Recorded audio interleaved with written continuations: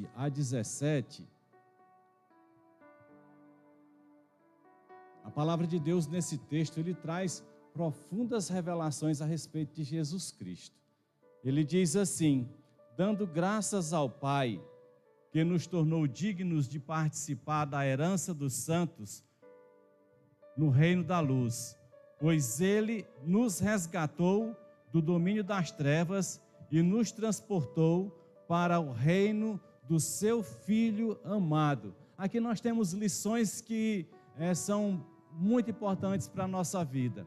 Ela fala para mim e para você, que se temos Jesus Cristo em nossa vida, se nós recebemos Jesus Cristo, se Ele faz parte de nós, se nós nos entregamos a Ele, diz que Ele, Deus, nos resgatou do domínio do inferno, das trevas, da escuridão, tá? Da escravidão, e diz que nos transportou para o reino do seu Filho amado, ou do filho do seu amor, né? Então, Deus nos traz lá do inferno, das trevas, da perdição, para estar diante de Jesus Cristo. Ele nos entrega a Jesus Cristo. Jesus Cristo se entrega por nós, e agora, quando nos entregamos a Jesus Cristo, Deus nos entrega a Jesus Cristo de novo. É uma coisa tremenda e maravilhosa, né? E aí ele continua dizendo: em quem temos a redenção, a saber, o perdão dos pecados. E fala de Jesus dizendo assim: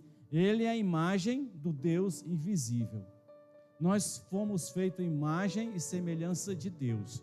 Mas aqui, o apóstolo Paulo está trazendo uma revelação a respeito de Jesus Cristo, dizendo que Ele é a única imagem, é a imagem do Deus invisível, porque Ele é o primogênito de toda criação. É o primeiro, é o que vem antes de tudo. E continua dizendo: pois nele foram criadas todas as coisas, nos céus e na terra. Tudo foi criado por causa de Jesus Cristo e por meio dele, né? E continua dizendo: pois na terra, as visíveis e as invisíveis, sejam tronos ou soberanias, poderes ou autoridades, todas as coisas foram criadas por ele e para ele, e ele é antes de todas as coisas, e nele tudo subsiste. Em quem? Jesus Cristo. Evidentemente que Jesus só vai aparecer no decorrer do tempo da história, mas o Cristo, o Filho de Deus, ele existe antes de todas as coisas. Ele vem antes de tudo, né? Por isso que antes que Deus dissesse haja luz, ele até disse haja cruz, porque lá antes ele já estava preparando Jesus para chegar até entre nós, né? E quando a gente fala disso, a gente vai lembrar da criação. E Deus, a primícia da criação de Deus, a excelência da criação de Deus na terra, a gente sabe que é o ser humano. Não é orgulho nem vaidade nossa não, né? Mas a gente é melhor do que as cobras, do que as cabras, do que os jegues, né? Do que os cachorros. Nós somos melhores, apesar de ter pessoa que trata cachorro melhor do que a gente, viu? Né? Estão fazendo até aniversário para cachorro e contratando banda de música, viu, já, né? E tem buffet, né? Sem falar que tem hotel 5 estrelas. Então, alguma coisa está errada por aí, viu? Mas a criação perfeita de Deus é o homem. Sou eu e você. Por mais que a gente não ache. Mas houve um problema. Porque Deus fez o homem perfeito, o homem tem uma queda, e nessa queda vem o pecado, e aí transforma o homem em um ser imperfeito. Por isso aí é que está o grande problema. Mas com a imperfeição que o homem se tornou, não foi que Deus tornou, que o homem se tornou, Deus ele vai providenciar algo extraordinário, né? Ele vai providenciar aquele que João Batista diz: eis o Cordeiro de Deus que tira o pecado do mundo, né? E quando você abre em 1 Pedro, capítulo 1, versos 18 a 20, a palavra de Deus vai dizer assim para nós: pois vocês sabem que não foi por meio de coisas perecíveis, como prata ou ouro, que vocês foram redimidos da sua maneira vazia de viver, que lhes foi transmitida por seus antepassados. Há uma uma vida vazia em nós que está sendo transmitida de geração em geração, tá? E vem lá da origem, né? Mas ele diz, versículo 19, pelo precioso sangue de Cristo, como de um cordeiro sem mancha e sem defeito. E este cordeiro, olha o versículo 20, como ele é profundo, como ele nos trata, como as coisas de Deus são muito especiais. Ele diz assim, conhecido antes da criação do mundo, revelado nestes últimos tempos em favor de vocês. Jesus Cristo, antes da fundação do mundo, ele já era considerado o Cordeiro, aquele que João Batista diz, eis o Cordeiro que tira o pecado do mundo. E quando a gente vai falar a respeito de redenção, é bom a gente entender um pouquinho dessa palavra. Ela vem do grego, e eu não vou falar as palavras do grego nem do latim, porque a gente esquece de qualquer forma. O importante é a gente ter a percepção no significado dela para nós, tá? Mas no grego, a palavra redenção significa resgate, tá? Então fomos resgatados. As pessoas às vezes dizem, mas eu não mereço. Claro que a gente não merece, porque não foi nós que fizemos todo esse projeto, todo esse trajeto, todo esse plano para nós. Foi alguém que está acima de nós, mas ele providenciou então resgate, né? E também fala sobre preço de soltura ou preço de um resgate, também é reabilitação. Falar de redenção é falar de libertação, salvação e reparo. Tudo isso faz parte da nossa vida. Nós somos reparados, nós somos libertos e somos salvos em Cristo Jesus, né? É por isso que nós estamos aqui. O simples fato de estarmos aqui, você pode sentir ou não sentir nada. Coisas extraordinárias estão acontecendo no mundo espiritual. Você pode entrar da mesma forma, pode sair da mesma forma que você entrou, mas tenha certeza absoluta pela fé que algo aconteceu em você. Até porque a palavra de Deus diz que nós não nos guiamos por vista. Se a gente se via por vista, a gente se guia por sentimentos. Mas se a gente se guia pela fé, a gente se guia por algo que está além da nossa capacidade de realizar. Porque alguém vem realizar por nós, esse alguém é Jesus Cristo, é o Senhor das nossas vidas, né? E no latim essa palavra, ela traz uns significados ainda muito interessantes para nós, porque ela é uma palavra que é redenção, que ela vem de uma raiz, de comprar, de obter ou ganhar, certo? Só que a redenção é a junção de duas palavras em latim, que quer dizer recomprar, comprar de volta, porque Deus nos fez, nós somos dele, nós nos distanciamos dele, nós fugimos de Deus, nós nos distanciamos de Deus, mas a redenção quer dizer que ele nos recompra, ele está recomprando de volta, ele está comprando de volta, está obtendo novamente para ele. Por isso, não tenha dúvida, se você tem a sua vida em Jesus Cristo, a salvação é sua. Não há ninguém que possa. O inimigo até vem muitas vezes para dizer, tu não é salvo coisa nenhuma, tu pensa besteira, tu cai, tu é falho. Nós vamos ter essas dificuldades toda a nossa história nessa terra, toda a nossa existência. Nós vamos ter maus pensamentos, nós vamos ter alguns momentos que a gente vai fracassar, mas o mais importante é que a gente confie em Jesus Cristo e não fazemos isso deliberadamente, tá? Então, a palavra é comprar de volta, mas ela traz ainda um significado mais profundo quando fala a respeito de redenção, que é recomprado, onde o comprador nunca mais abandona o que comprou. Então, a partir do momento que Jesus Cristo comprou você, nunca mais ele vai te deixar. Nunca mais. Então, aqui nós vamos perceber o porquê tudo isso aconteceu, tá? Porque quando Deus fez o homem, lá atrás, no início, ele foi comprado pelo diabo, no pecado. Então o diabo comprou, tá? E aí foi preciso Deus fazer algo muito importante. Sabe por quê? as coisas, às vezes, a gente pensa, por que é que Deus teve que mandar Jesus Cristo? E às vezes a gente pensa nisso, né? E era preciso ir para uma cruz. E a gente, muitas vezes, não tem a percepção de que o mundo espiritual, ele é muitas vezes maior do que aquilo que nós estamos conseguindo enxergar. Ela está muito, muito mais. Então, olha, a primeira coisa que a gente observa é que quando Deus faz o homem, nós vimos que Deus fez o homem perfeito, tá?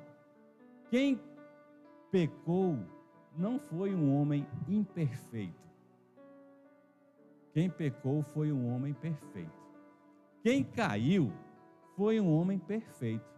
Então, jamais qualquer ser humano, nem Paulo, nem Pedro, nem João Batista, que foi decapitado, poderia pagar esse preço, porque todos passaram a ser imperfeitos a partir da queda no Éden. Mas aquela queda foi de alguém que era perfeito. Por isso que Deus, na sua sabedoria extrema, incalculável, imensurável, Ele já fez essa trajetória de trazer alguém que era perfeito para reparar o que o perfeito fez de errado. Adão. É isso que nós percebemos. Então, aí vem o que a gente chama das bases da redenção, que é a encarnação, o sofrimento, a morte e a ressurreição, tá? Então, essas quatro bases é que leva a gente entender que só Deus poderia providenciar algo tão extraordinário para que nós pudéssemos ter essa salvação. E é por isso que a gente tem que agradecer a Deus todo dia pela salvação, tá?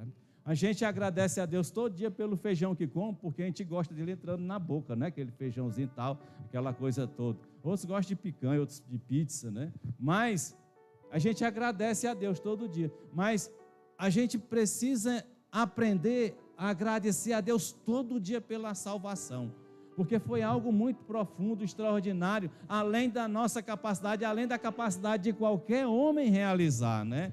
Aí quando a gente vai perceber a encarnação, a primeira base, João 1,14, diz assim, João 1,14, aquele que é a palavra tornou-se carne e viveu entre nós, né? O verbo se fez carne, né? Na sua Bíblia, né? Pode ser assim, aqui é NVI, aí diz, aquele que a palavra tornou-se carne e viveu entre nós, vimos a sua glória como do unigênito vindo do Pai, e foi mesmo, do unigênito, porque a gente sem entender, porque a gente vai morrer e não vai entender o que é trindade.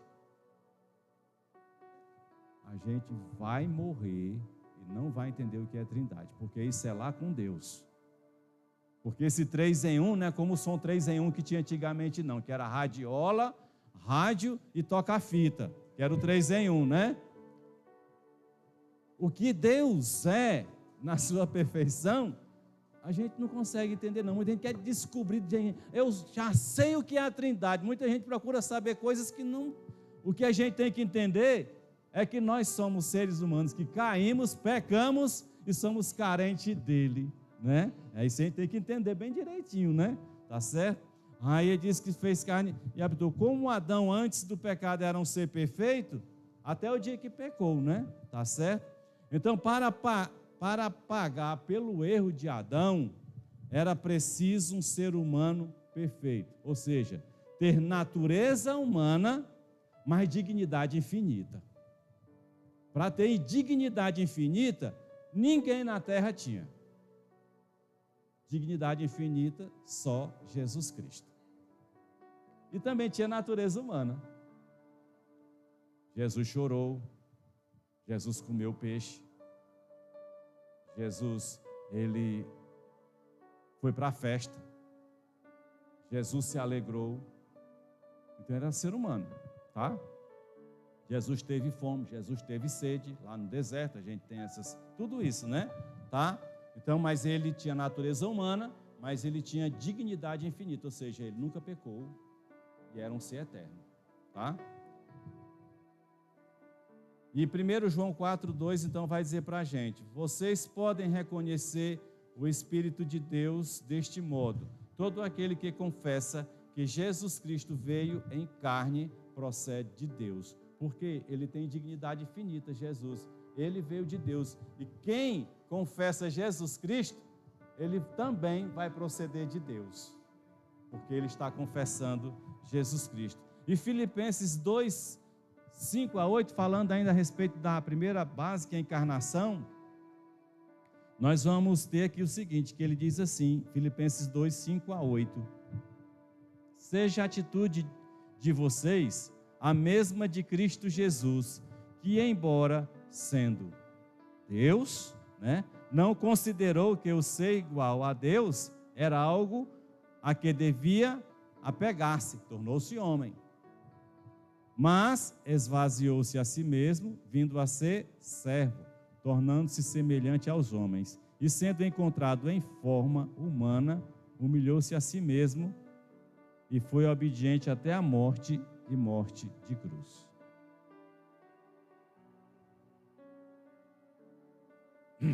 Então, você vendo esse texto, você percebe que Jesus Cristo... Rapaz, esse ventilador pode ir para ali? O bicho está acabando com a minha garganta aqui.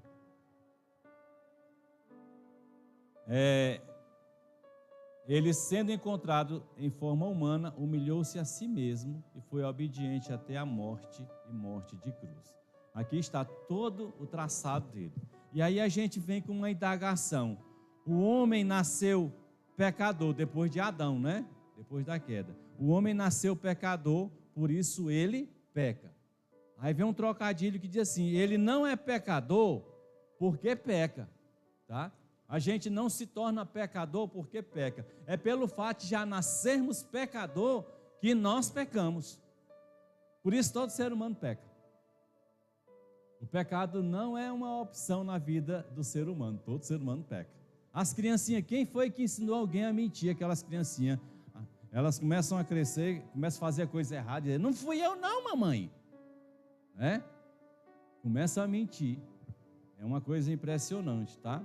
Então aqui nós temos uma primeira base que foi encarnação. Jesus Cristo se fez carne, se fez ser humano igual a mim e a você. A segunda é sofrimento. Ele teve que sofrer. Quando nós lemos Isaías 53, 10 e 11, diz assim: contudo, foi da vontade do Senhor esmagá-lo e fazê-lo sofrer. Olha só, muita gente acha, mas Deus é muito ruim, fez o filho dele sofrer, quanto mais a gente, Pelo contrário, a intenção de Deus em fazer o seu próprio filho, ou ele próprio sofrer, é para que a gente não sofra, porque Deus quer nos poupar do sofrimento. Essa é a grande diferença. Mas muita gente, não, mas se ele fez Jesus sofrer, quanto mais a nós. Muita gente pensa assim, e acha que Deus ele quer nos castigar. Deus não tem a menor intenção em castigar o ser humano. Por isso, ele fez com que Jesus Cristo sofresse. E embora o Senhor faça da vida dele uma oferta pela culpa, ele verá sua prole e prolongará os seus dias, e a vontade do Senhor prosperará em sua mão. Depois do sofrimento da sua alma, falando de Jesus, Pai, se possível, afasta de mim esse sofrimento, essa dor que eu não aguento, mas faça a tua vontade, Por isso ele diz: depois do sofrimento da sua alma, ele verá a luz e ficará satisfeito. Pelo seu conhecimento, meu servo justo justificará a muitos e levará a iniquidade deles. Justificará a muitos por quê? Porque mesmo as pessoas conhecendo Jesus Cristo, elas viram as costas. Na trajetória sua, na minha, de levar a palavra para alguém, quantas pessoas faz tudo para não querer Jesus Cristo? Mas aqueles que vai querendo, vai todos recebendo. Ele não fecha as portas para ninguém, Então, nós temos aí exatamente que Jesus teve esse sofrimento, tá? Teve uma morte como bandido, tá? Então, ele sofreu dessa forma exatamente para que toda classe de pecadores do mundo pudesse ter a oportunidade de dizer: eu também posso ser salvo. Por isso que o sofrimento dele foi o maior que a gente possa imaginar. O sofrimento dele foi para aquele que às vezes a gente acha que o ser humano só tem uma classe que pode ser salva, que é da família da gente, é pessoas da sociedade, do colégio, da faculdade, do trabalho, mas aquele elemento que estupra, aquele elemento que destrói famílias, o sofrimento de Jesus Cristo foi para alcançar essas vidas também. Então, ele alcança a todos. Por isso, o seu sofrimento é uma segunda base para a redenção do ser humano. Porque na terra tem gente de todo jeito, tá? Uma hora dessa, tem pessoas que professam a Jesus Cristo estão sendo torturados. Graças a Deus que a gente não pode ter essa percepção, senão a gente não aguentava. Mas quando a gente começa a raciocinar, tem pessoas no outro lado do mundo que está sendo maltratado, né? Torturado por causa do Evangelho ou por outras razões, tá? Sequestros, destruição de vidas, homens matando mulheres o tempo todo. A gente fica espantado com as notícias de hoje. Não sei se é porque a comunicação cada vez ela é mais presente na nossa vida com rapidez, né? Tempo real. Mas um sujeito entra na casa, mata 4 filhos. Criança de 2 anos, de 4 anos, de 6 anos, de 10 anos. Mata a mulher e depois se mata. É uma crueldade tremenda, é uma coisa de louco, tá? Então o ser humano, muitas vezes a gente olha para o ser humano e olha só para um tipo, mas depois que se gerou o pecado na terra, o ser humano se corrompeu de várias maneiras, né? Por isso, o sofrimento de Jesus foi para alcançar todos. Então quem se arrepende e volta para Jesus Cristo, né, tem uma certeza absoluta, é céu.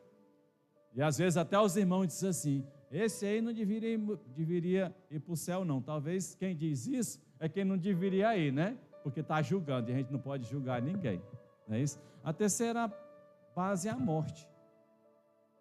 Porque sendo ele sem pecado, assumiu o meu lugar na condenação. Ele, Jesus, é 100% homem, 100% Deus. Não morreu como Deus, porque Deus não morre. Mas morreu como homem, né? E Romanos 5,6 diz assim: de fato, no devido tempo, quando ainda éramos fracos, Cristo morreu pelos ímpios. Por quem comete impiedade, tá? E Hebreus 2, 9 e 10 diz assim: vemos todavia que aquele que por um pouco foi feito menor do que os anjos, Jesus, coroado de honra e glória, por ter sofrido a morte, para que pela graça de Deus, em favor de todos, experimentasse a morte, ao levar muitos filhos à glória. Convinha que Deus, por causa de quem e por meio de quem tudo existe, tornasse perfeito, mediante o sofrimento, o autor da salvação deles. O autor da salvação deles, que é eu e você, é Jesus Cristo. Por isso ele fez na sua morte. A morte de Jesus Cristo foi ali o ponto máximo aqui na terra, para que nós pudéssemos estar recebendo de Deus todo esse cuidado de religação, de poder ter acesso a Ele de volta, tá? Note que Jesus Cristo, Ele na encarnação se assemelha ao homem, no sofrimento, Ele desce ao mais baixo degrau para resgatar o pior de todos os homens, e na morte Ele paga a conta minha e sua, todos os homens, tá?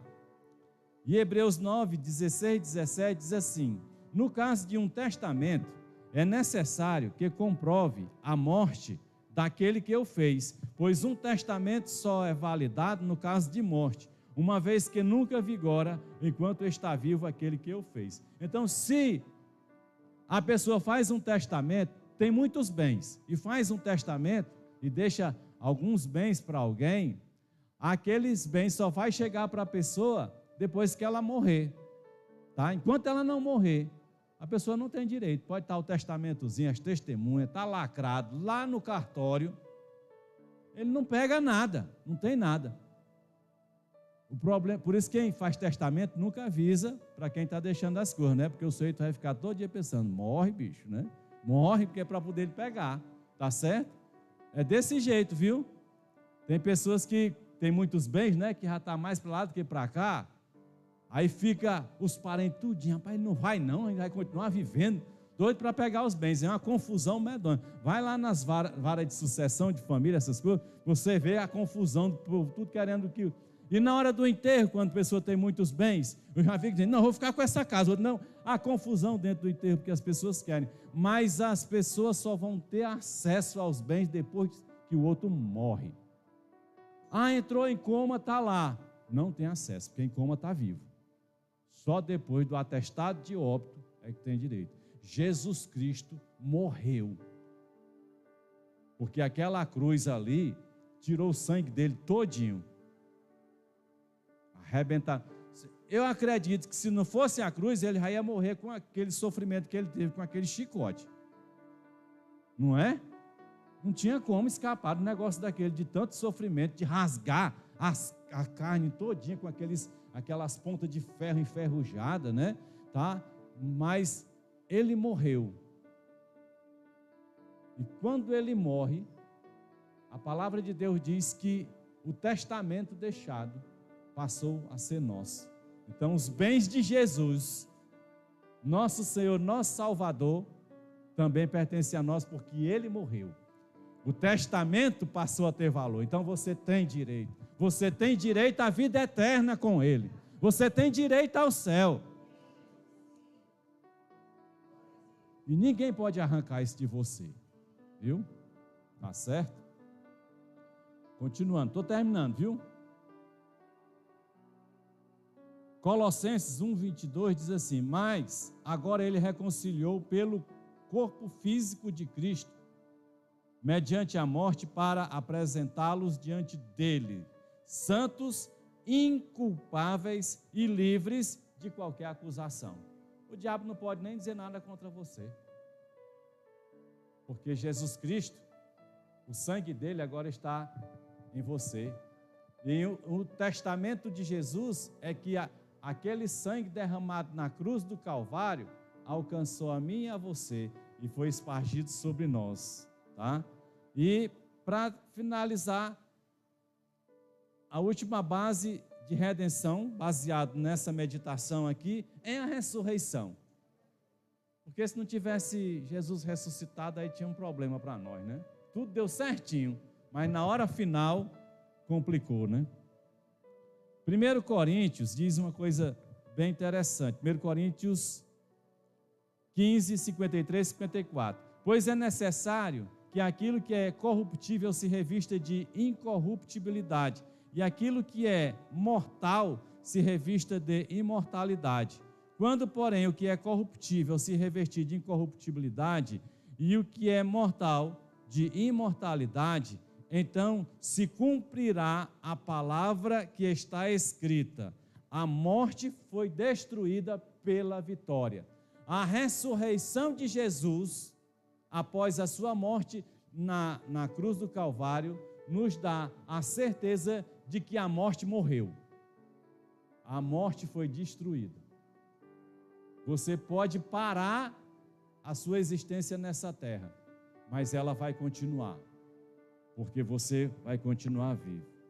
Na morte, Jesus paga a dívida. Na ressurreição, Jesus triunfa sobre a morte, vence a morte. Ele é o primeiro e ele vivo está, viu?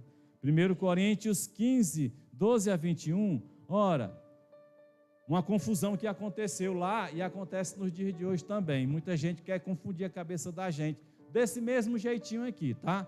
Com os sofismas, com essas coisas aí, que ficam inventando. Diz assim, ora, se está sendo pregado que Cristo ressuscitou dentre os mortos, como alguns de vocês estão dizendo que não existe ressurreição dos mortos, Os saduceus diziam isso, né? Não, esse negócio de morte e de ressurreição, isso não existe não, tá?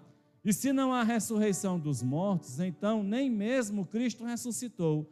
E Paulo continua dizendo, se Cristo não ressuscitou, é inútil a nossa pregação, como também é inútil a fé que vocês têm. Mas que isso? Seremos considerados falsas testemunhas de Deus, pois contra ele testemunhamos que ressuscitou a Cristo dentre os mortos. Mas se de fato os mortos não ressuscitam, ele também não ressuscitou a Cristo. Pois se os mortos não ressuscitam, nem mesmo Cristo ressuscitou, por causa da confusão que estavam dizendo que Cristo não tinha ressuscitado, tá? 17. E se Cristo não ressuscitou, inútil é a fé que vocês têm e ainda estão em seus pecados. Neste caso, também os que dormiram em Cristo estão perdidos. Estava todo mundo numa situação difícil, baseado aí nos saduceus e no que muita gente diz aí, não, pai, isso não existe não. E tem pessoas hoje, pasmem, tem pessoas saindo da igreja que professa Jesus Cristo para ir para uma igreja do judaísmo, que nega Jesus Cristo e diz que Jesus Cristo não é nada, se é o único que veio da glória e passou por tudo isso. E tem uns querendo ir para onde nunca veio, para o judaísmo. Eu tenho tido notícias de pessoas assim, é impressionante, né?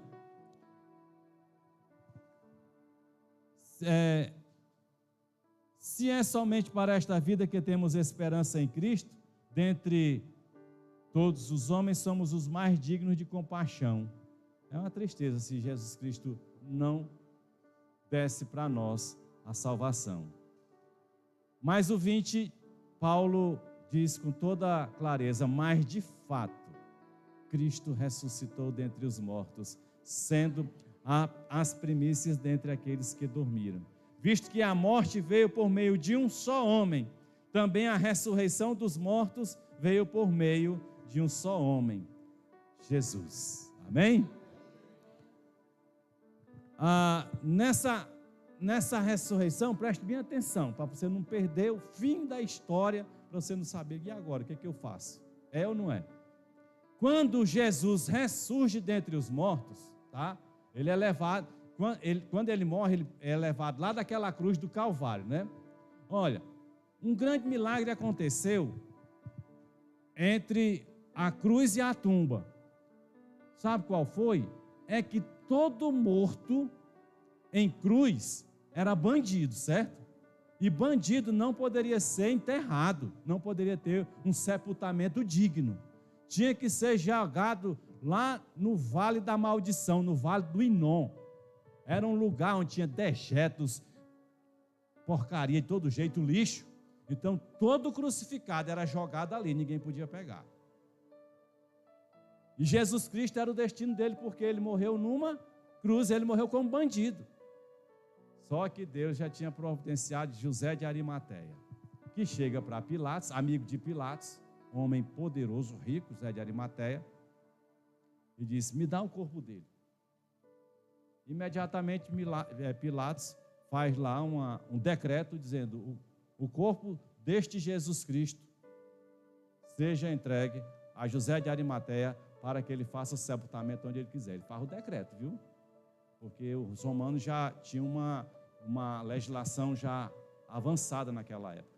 Aí ele leva o papel, chega para o centurião e diz, olha, não levam ele daqui, dê para nós, ajude a tirar. Aí mostrou, estava lá o decreto. Então foi um grande milagre, senão Jesus Cristo tinha sido jogado no vale do Inom.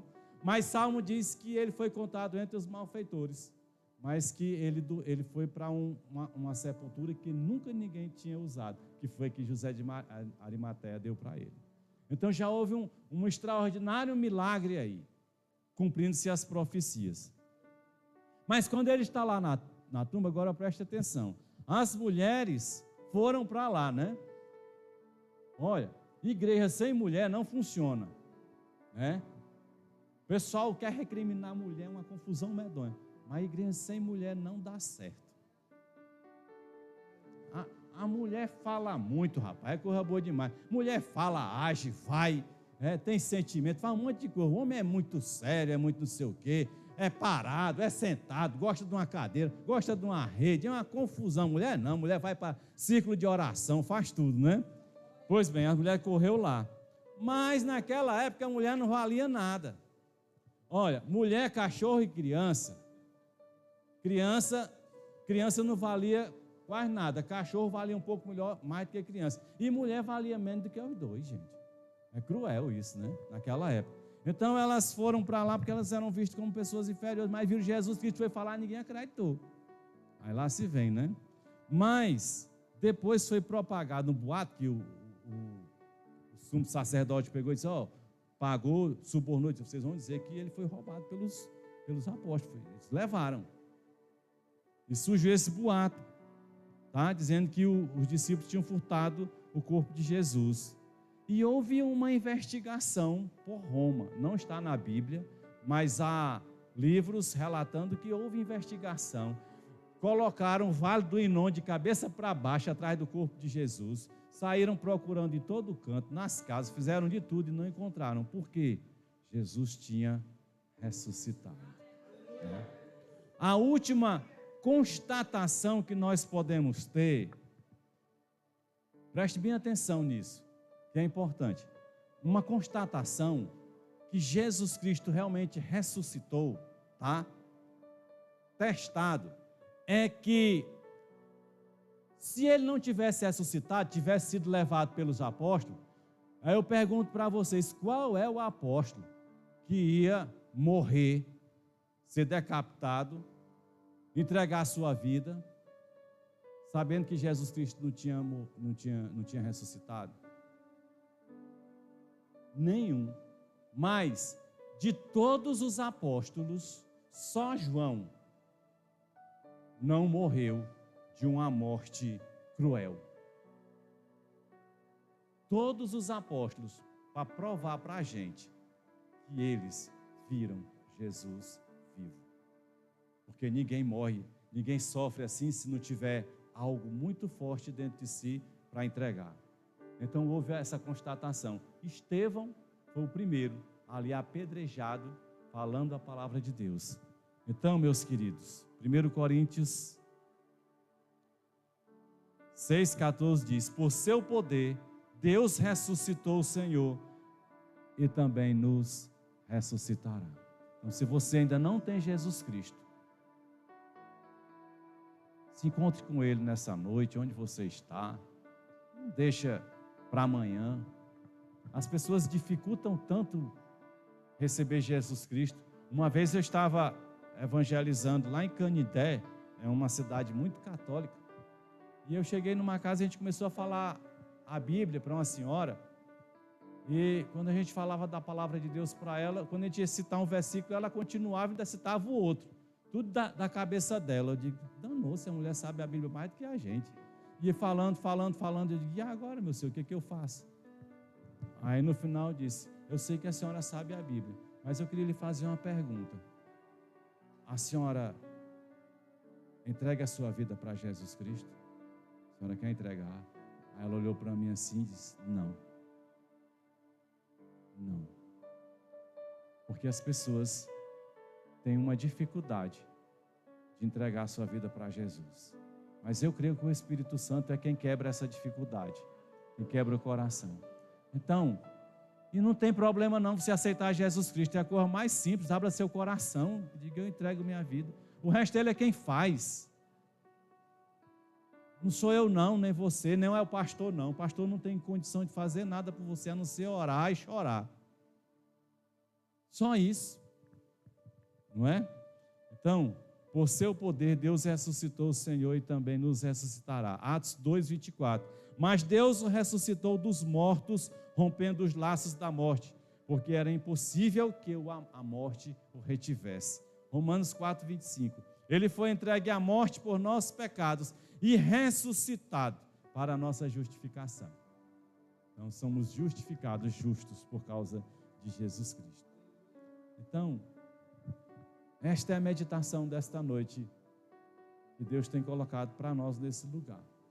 E se você ainda não tem Jesus Cristo,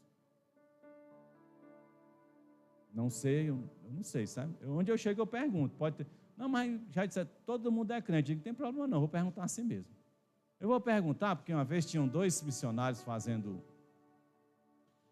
estavam estudando no seminário, e eles foram fazer um trabalho numa cidade pro lado de João Pessoa. E eles entraram no mato, aí disse, rapaz, vamos treinar antes de chegar na cidade, vamos treinar. Tu dirige o louvor e eu fico lá na plateia, só os dois no meio do mato. Aí um sentou e o outro foi dirigir o louvor, viu? Aí quando terminou, aí o que dirigia o louvor sentou e o outro veio pregar. E quando ele terminar de pregar, os 2 crentes, seminaristas, e quem quer aceitar Jesus Cristo? Perguntou. Estranho, né? Só tinha os 2 lá. Passado mais de 10 anos, numa convenção lá no Rio de Janeiro, tinha um homem dando testemunho, que ele estava no meio do mato caçando, viu 2 homens, ficou com medo e se escondeu. E viu um negócio estranho, um sentado e o outro cantando, depois viu. Mas ele disse que o outro, quando começou a pregar, algo foi acontecendo com ele. E quando ele perguntou, você quer entregar a sua vida para Jesus? Levante a sua mão. Ele disse que teve vergonha de dizer para eles, mas ali levantou a mão e aceitou Jesus Cristo. Porque o que é importante é que Deus veja, né? Mas ele disse que a gente tem que fazer isso diante dos homens. Então, eu pergunto, se você está aqui nessa noite, que ainda não encontrou-se com Jesus Cristo, você quer entregar a sua vida para Ele? Eu gostaria de orar por você. Levanta a sua mão, tem alguém? Eu pensei que ele ia levantar, porque ele fez assim, né? Mas se alguém, levante a sua mão. Se não, que Deus abençoe todos vocês, amém?